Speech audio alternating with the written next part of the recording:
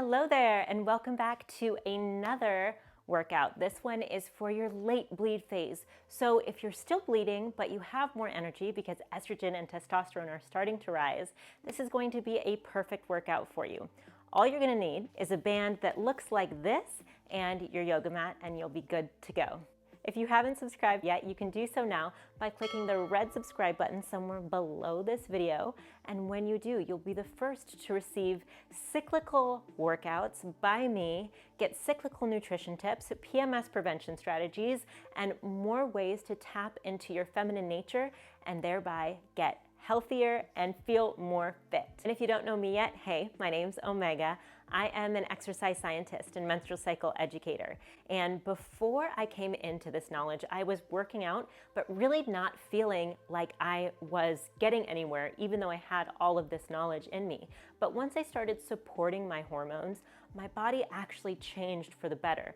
I had more muscle and I was able to eat more, and I actually lost weight, which wasn't really my goal when I started out with all of this. And if you're new to this, starting something in your bleed phase is the perfect place to start. So let's get started, but before we do, I want to show you my new pants. These are actually period workout pants, and I want you to do this workout, and after go ahead and check out the link in the description below to get your pair of period workout pants. Anyway, let's get started. So first exercise is a 1, 2, 3 squat. So for this exercise, we're just training good biomechanics, and we are going to squat down, hips come back like a hip hinge, and hands are gonna touch where your end point is. So it'll be the shins, the ground, or the knees. And then you're gonna come up halfway, maybe that's just above the knees. And then you're going to roll your shoulders back and push your glutes forward, squeeze your glutes like you have a penny in between your butt cheeks, and then come right down to your first position. So this is position 1, 2, roll your shoulders back, 3. We're gonna do this 15 times. 1, 2, roll your shoulders back, 3. So on this first position, I wanna make sure that you're hinging your body forward, pulling your belly button in towards your spine, and pushing your butt back. 3. 1, 2, roll your shoulders back, and 3.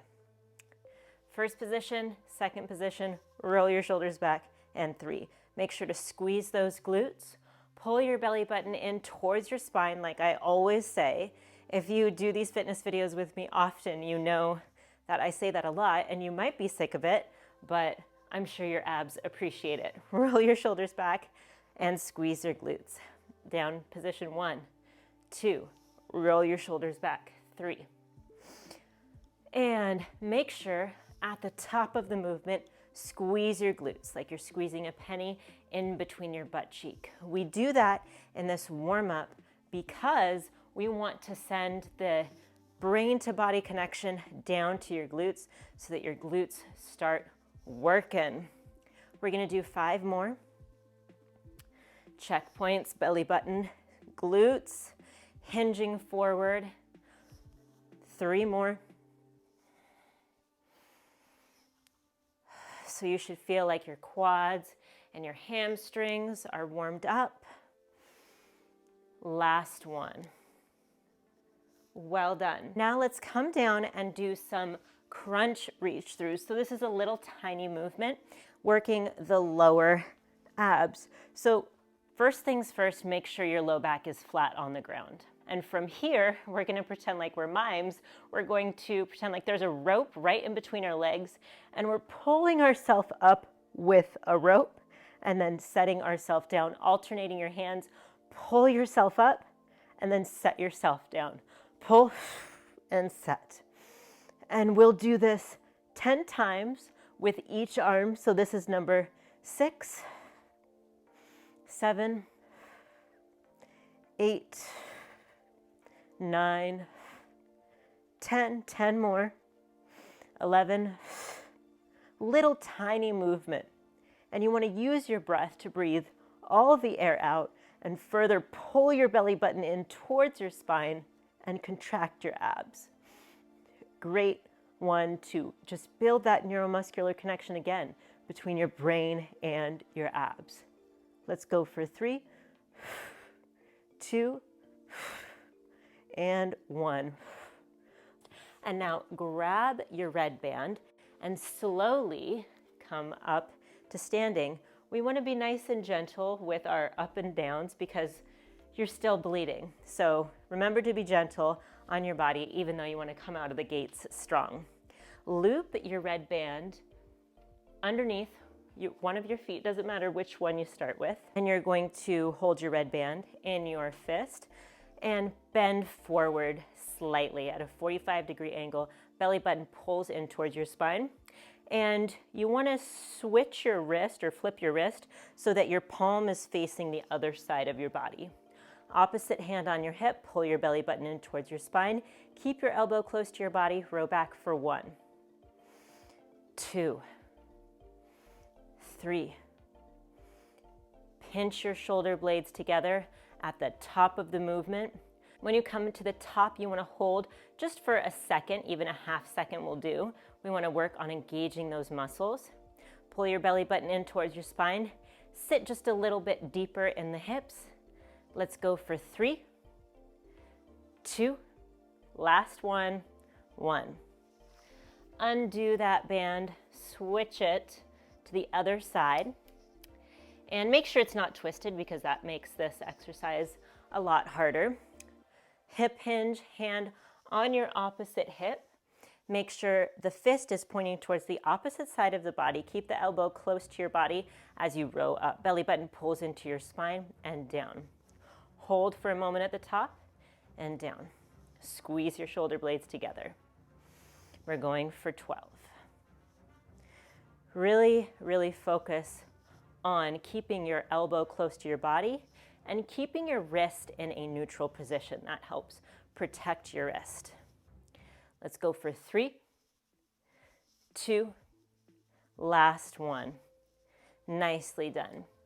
You can set that band to the side and do an alternating lunge. Feet are going to come together and you're going to lunge to one side, doesn't matter which side you come to first, all the way down, push your hips back, and then come straight back up. Lunge to the opposite side, push your hips back, and then come straight back up. And by all the way down, I mean your personal endpoint. So wherever that is for you, to where you feel a stretch in your glute of the bent leg. This is number 4, 5. We're going to go to 12, 6, halfway there, imagine that. 7, 8, 9, hips back. Guess what I'm going to say next? Belly button in towards your spine, because any exercise can be an ab exercise. 3, 2, and 1. Come together, and now you're going to bring your feet wide in a sumo squat position. So toes point out, and your heels are just beyond shoulder width. We're going to do a sumo squat now. So we're going to shift our hips back, belly button pulls in towards the spine. Hands can be doing whatever, and you're going to come down to wherever your end point is. That's where you feel a nice stretch in your glutes, and then come straight back up. Squeeze your glutes to the top. Down for 3, 2, 1. Squeeze your glutes at the top. So this exercise works more of the interior glute muscle. That's the glute maximus, and you're going to feel this more towards your pelvic bone, which is really nice.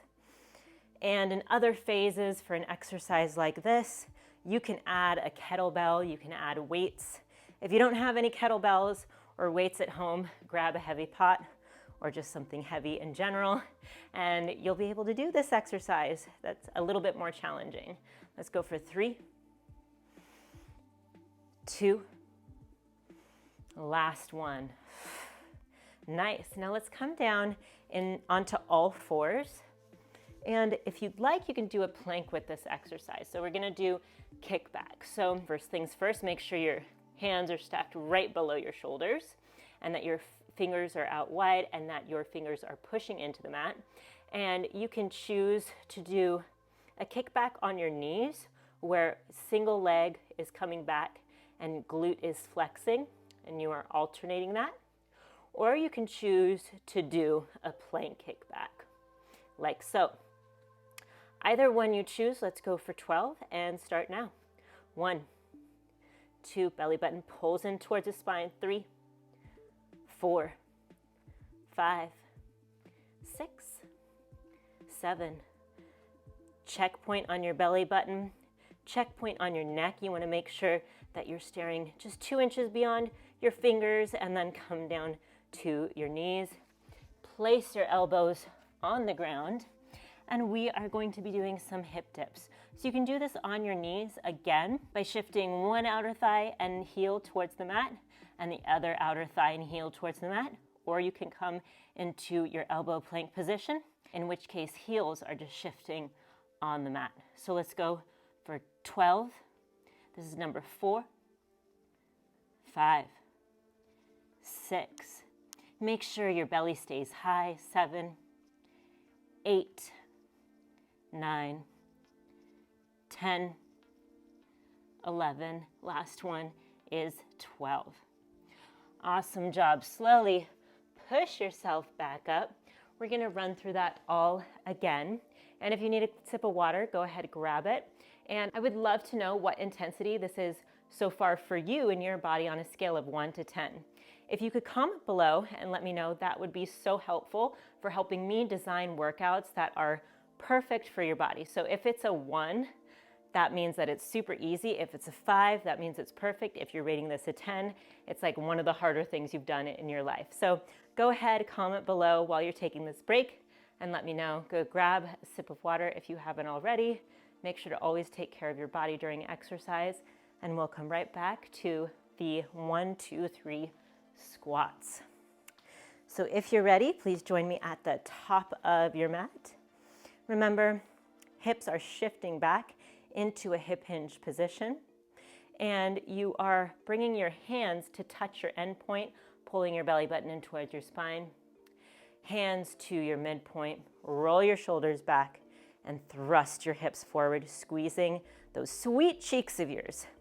Down for 1. Second point, roll your shoulders back. Third point. Make sure to feel a little stretch in your booty. When you feel the stretch in your butt, it means that you're close or at your end point for the squat. And make sure, the most important thing about a squat that I did not mention before is that your knees stay behind your toes. Knees staying behind our toes helps us activate our posterior chain, which means our hamstrings, our glutes, and our calves, which should be working for this exercise. If you have knee pain during this exercise, it's probably because you are making your knees go beyond your toes, or that you have some instilled movement habits here. So make sure your knees are back from your toes, that your knees are staying in alignment with your heels. Let's go for 3 more. 3, 2, last one. Come on down for those reach throughs where we pretend like we're a mime. Flat on your back. First things first, curl your belly button in towards your spine and reach through to that imaginary rope. Pull yourself through for 1 of 20. 2, 3, 4. And if you are the type of person that has a sensitive neck when it comes to crunches, you are free to put your hands behind your neck for extra support. Make this your workout. Do any modifications that are good for your body, and be kind to your body. Because remember, you're still bleeding, but you are wanting to move. This is a light day bleed for you. And you're almost in your follicular phase, which means that your hormones are starting to rise, testosterone and estrogen, to give you energy. Let's go for 5, 4, belly button in towards the spine. 3, 2, last one. 1. Roll onto your side, knees towards your chest. Stand up for that row. So you're going to grab your red band again and hook it under the opposite side that you did last time. So for me, that's my left side or my right side. Sometimes I get my lefts and rights mixed up. Little known fact about me. A little dyslexic sometimes. Make sure with this exercise that, remember, your palm is facing the opposite side of your body. Pull your belly button in towards your spine.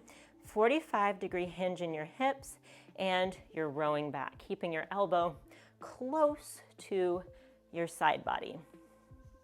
3. We're going for 12. Make sure to hold at the top, even if it's just for a half second. We want to engage your rhomboids. This gets a little bit of that rotator cuff too. 9, 10, 11. You're working your biceps and your triceps too. It's a great upper body workout. That's full upper body. Go ahead, switch out now. Loop that band under your opposite foot and make sure that your hand faces the opposite side of your body, the palm of your hand that is. Opposite hand on your opposite hip and 45-degree bend. Row back for 1. Keeping that elbow nice and close to your body, squeezing your shoulder blade towards the opposite shoulder blade. This is number 6, 7, 8, 9, 10. Are you feeling a little warm? I'm feeling a little warm now. Last one is 12. Go ahead, set that band to the side. Stand in the center of your mat, and we'll do those alternating lunges again. So if you started on one side, let's go to the opposite side. If you can remember, hinge your hips back. Feel that stretch in your bent leg, and then come together.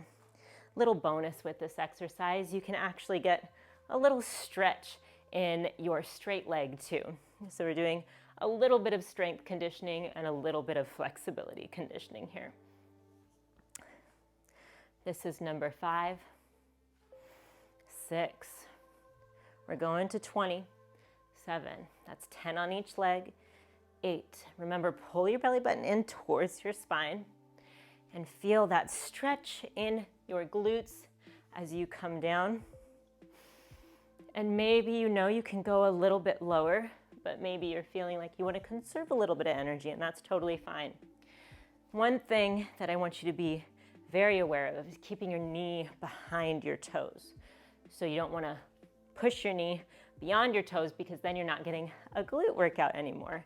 You're getting a quad workout, and that can create lots of tension on your patella. Let's go for 3, 2, last one. Feet together and step your feet out for a sumo squat. So heels are just beyond the shoulders, toes are pointing outward, and you're hinging down. Hands can be doing whatever they want. Squeeze your glutes at the top, hinge down, and you should feel, again, that nice contraction in your glutes that helps your brain connect with your glutes and say, hey, I want to turn these on more frequently. And when our glutes are turned on more frequently, we have better posture, we have a better chance at growing your glutes if that is one of your goals, and we have less low back pain, because the glutes are the thing that helps keep us upright. And if our glutes are weak, then our low back has to do the job of the glutes. And that's not fun for the low back. Let's go for 3, 2, last one. And come down onto your hands and knees. Place your hands directly underneath your shoulders. And we're going to be doing our kickback. So if you did knee kickback last time, that's totally great. Stick with that if that still feels right for you.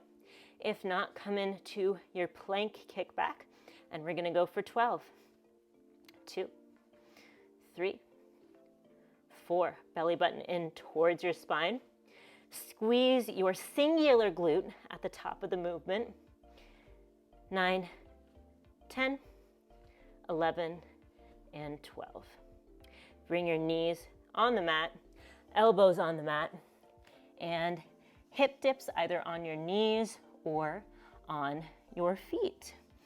Either way, your heels are rocking side to side. 2, 3, 4, 5. Keep your waist high. 7, 8, 9, 10, 11, and 12. Knees come down. Push yourself up. And awesome job, y'all. If you are the type of person that wants a cyclical workout plan, step-by-step guidance, and personal support from me, I would love to help. You can book a call with me using the link in my description below. And remember, when you like this video, comment and share it with your friends, you're helping Menstrual Cycle Health and Fitness reach more people. So many thanks already for doing that. And if you want to try out these pants or any other thinx products, you can go ahead and click the link in the description below to get $10 off your first pair of period underwear from me. Tomorrow, I would highly recommend going for a walk since you did kind of a strength workout with me. And then the next day, you can continue on to a follicular phase workout, kind of like this one right here that I have for your abs. And if you want more cyclical health and nutrition knowledge being poured into your brain right now, make sure to check out this video next. I will see you in there. Bye.